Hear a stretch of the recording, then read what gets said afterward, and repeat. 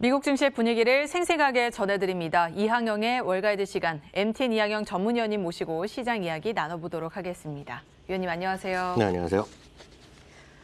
네, 지난주 금요일장부터 정리를 좀 해보겠습니다. 지난주 금요일에는 국채금리의 상승세가 어느 정도 진정이 됐고 또 고용지표가 굉장히 좋게 나오면서 한 주간 이렇게 좋지 않게 마무리하면 어쩌나 걱정을 했지만 다행히 좀 반등에 나서줬습니다.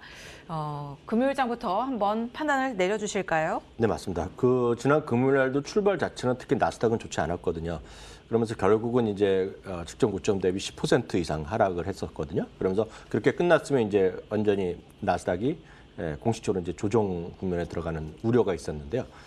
고용 지표가 나오면서 일단은 급반등에 일단 성공했습니다. 나스닥이 1.5% 상승했고요.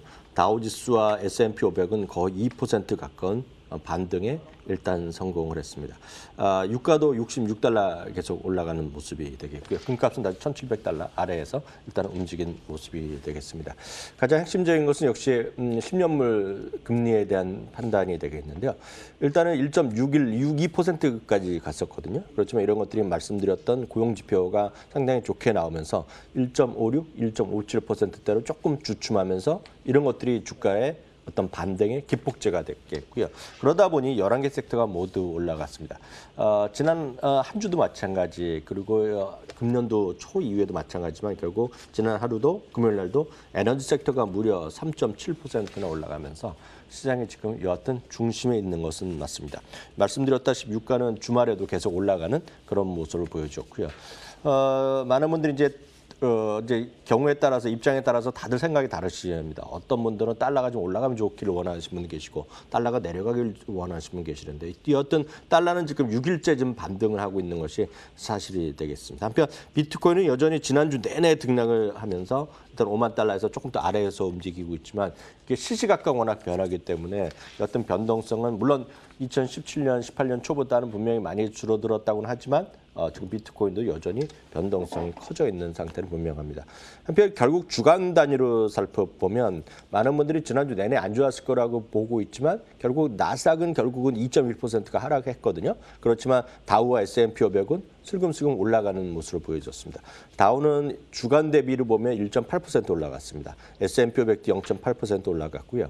연초 대비 말씀드렸다시피 나스닥은 마이너스까지 갔었거든요. 그렇지만 지난 주말에 막판에 반전으로 인해서 0.2% 플러스로 일단 끝날 수 있었고요. S&P 500이 2.3% 그리고 올 한 해 들어서 3대 지수 중에서는 의외로 다우지수가 제일 상대적으로 강한 모습을 보이고 있습니다. 섹터별로 말씀드렸다시피 에너지 섹터가 40%까지 올라갔고요. 금융 섹터는 14%, 상대적 필수, 임의소비재, 기술주 등은 상대적으로 하락한 채 지금 유지되고 있습니다. 네.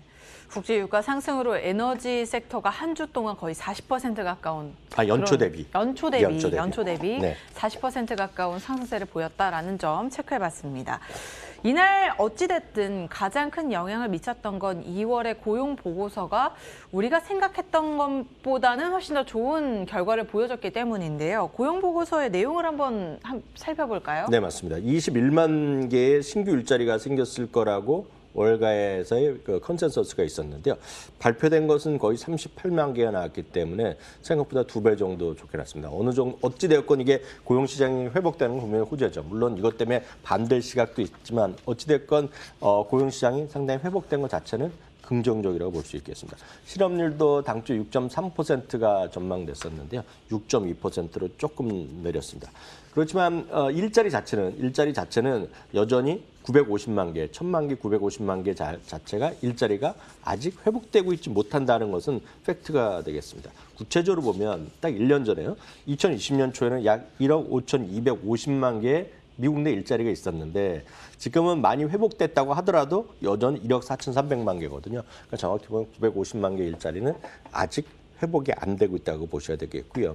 그럼 일자리가 어디서 지금 계속 늘어나고 있느냐? 계속 말씀드렸다시피 음식점이나 호텔 같이 사람들이 많이 모여서 그냥 식사도 하고 놀고 뭐 이런 쪽에서 지금 일자리가 늘어져 있는 겁니다. 이게 제일 위에 보면은 레저 앤 호스피탈리티라는 분야가 되겠는데요.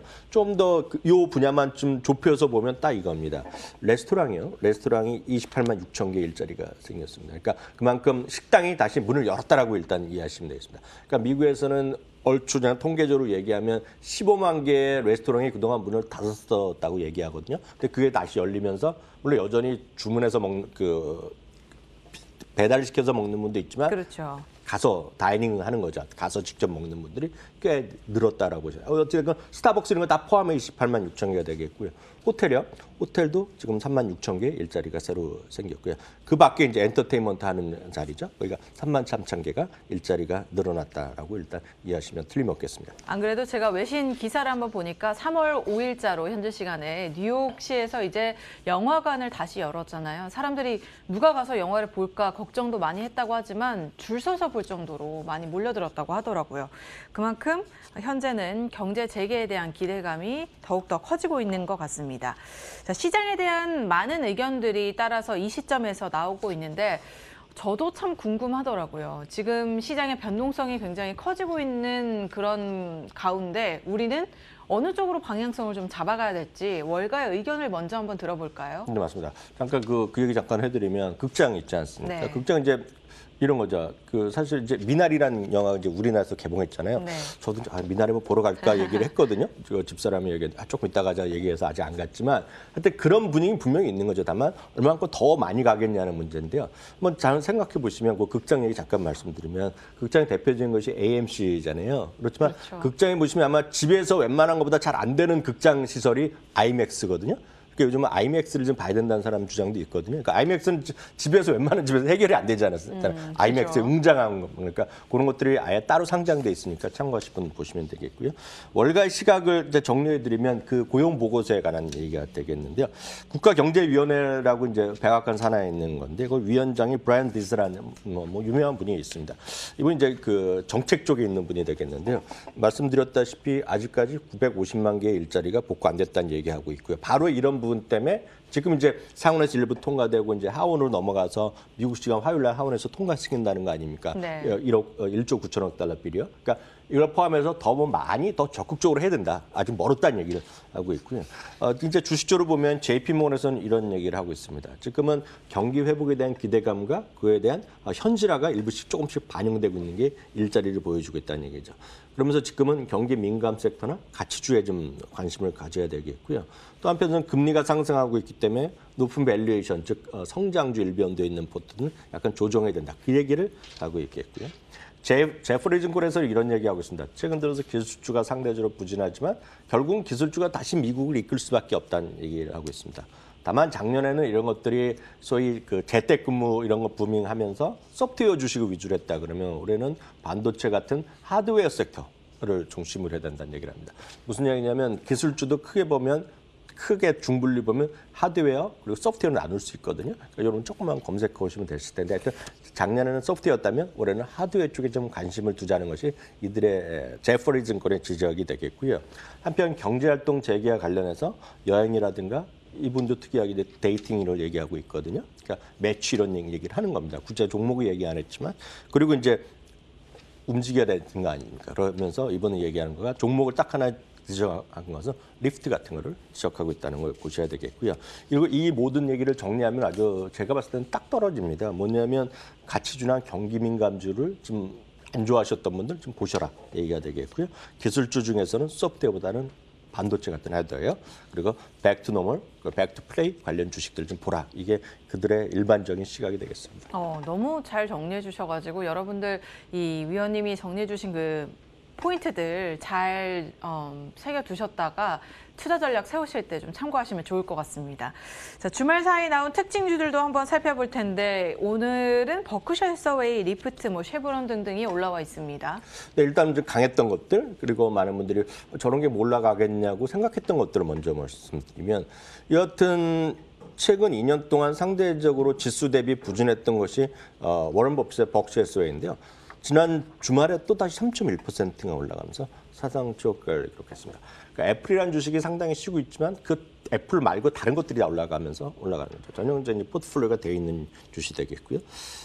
저희가 금요일 날 했었나요? 그 무작정 따라가기에서 한번 다시 한번 정리해드렸던. 그렇죠. 금요일에 했었죠. 리프트가 또 금요일 날 밤에요. 우리나라 시장 금요일 밤이죠. 3.6%나 올라갔고요.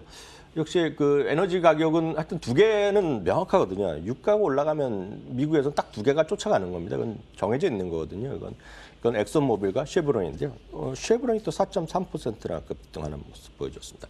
또 하나 이제 이렇게 작년에 재미없던 것들이 대부분의 이제 배당 관련 주식입니다. 그래서 전 세사 미국의 그 소위 디비던드와 관련된 배당과 관련된 ETF가 한 200~300개 있습니다.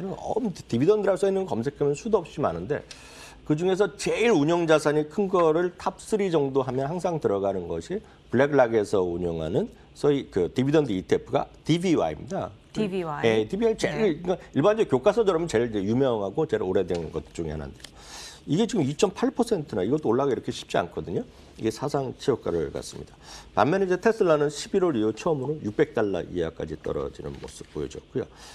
노르웨이지안 크루즈가 추가적인 유상증자 이게 작년에 뭐 돈도 많이 받고 뭐 증자 계속 몇 차례 다 했었거든요. 근데 또 추가 유상증자라면서 12.3%나 급락했고요. 앞서도 얘기 나오지만 차마스 팔리 하피트라고 또 유명한 그 억만장자가 있습니다. 이분은 사실 보면 스리랑카 출신으로서 전세에서 가장 부자거든요, 이분이. 네, 스리랑카 출신이고 이제 캐나다, 미국에서 뭐 국적이 한 두세 개 있을 겁니다, 이분이. 근데 네. 이분이 지금 전체 한 2,200~300만 주 있었는데 그 중에서 620만 주를 팔았거든요. 뭐 여러 가지 얘기를 하고 있지만 하여튼 판 거죠. 하여튼 버진 갤럭틱이 주가가 많이 떨어진 거가 특징이 되겠습니다. 네. 자, 이렇게 특징주를 살펴봤습니다. 이번 주에 또 이제 전략을 잘 세워서 대응을 해봐야 되니까요. 주목할 경제 일정과 실적 발표 아직 남아있나요? 실적 발표 일정까지 한번 살펴보죠. 네, 이번 주 일정은 경제 일정은 이제 수요일과 목요일날 각각 소비자 물가 지수와 생산자 물가 지수가 있습니다. S&P 500 내 실적 시즌은 끝났다라고 보시면 됩니다. 그냥 쉽게 얘기해서. 다만 미국은 실적 시즌이 실적이 정해진 게 아니라 자기네가 하고 싶을 때마다 쭉 하거든요. 그래서 S&P 500의 소위 4분기 실적으로만 말하면 이번 주에 2개밖에 없습니다. 그리고 나머지는 이미 1분기 실적을 발표하는 거거든요. 그래서 벌써요? 예, 그러니까 자기네들 기준이 다 다르거든요. 분기 계산이 다른 거예요. 자기네가 원하는 대로 하니까요. 그래서 하여튼 다 끝났다고 보시면 되겠는데요. 중요한 거는 이제 수요일과 목요일에 한 두 개 있는데요. 수요일 날에 이제 오라클이라는 기업이 있습니다. 주당 이익이 $1 초반, 매출은 $100억 정도 되고 있고요. 오라클은 이제 전 세상에서 가장 돈이 많은 현금 많은 기업 항상 5 안에 들은 데다가 이제 클라우드 쪽에서 부각되고 있기 때문에 오라클을 보자는 얘기를 많이 하는 사람이 있습니다. 어떤 오라클에 좀 관심이 되겠고요. 목요일 날은 이제 중국 기업 중에서는 징동닷컴이 있겠고요. 그 얼타 뷰티가 이제 대표적인 화장품 소매점 중에 그 하나거든요. 더 큰 건 이제 세프라죠. 그렇죠. 세프라는 아시는 분 계시겠지만 세프라는 이게 미국 브랜드 미국 건데 출발 오너는 이게 루비통 그룹입니다. 그렇지만 그래서 딱 느낌 자체가 상당히 좀 하이 밸류, 하이 엔드 쪽으로 가는 느낌이 드는데 얼타 뷰티는 딱 그 정도는 아니지만 더 그렇게 얘기하면 서운하실지 모르겠지만 얼타 뷰티 좋은 화장품 소매점인데요. 얼타 뷰티도 일단은 주당 $2 초반, 매출이 한 $20억 정도의 실적 발표가 기대된다는 정도가 포인트가 되겠네요. 네, 이번 주에는 소비자 물가와 생산자 물가 지표가 발표가 되고요. 이번 주 수요일에 발표되는 오라클 실적 발표 외에도 여러 기업들이 있으니까 참고해 보시면 좋을 것 같습니다. 지금까지 MTN 이항영 전문위원님과 지난주장 정리해봤습니다. 위원님 오늘 말씀 고맙습니다.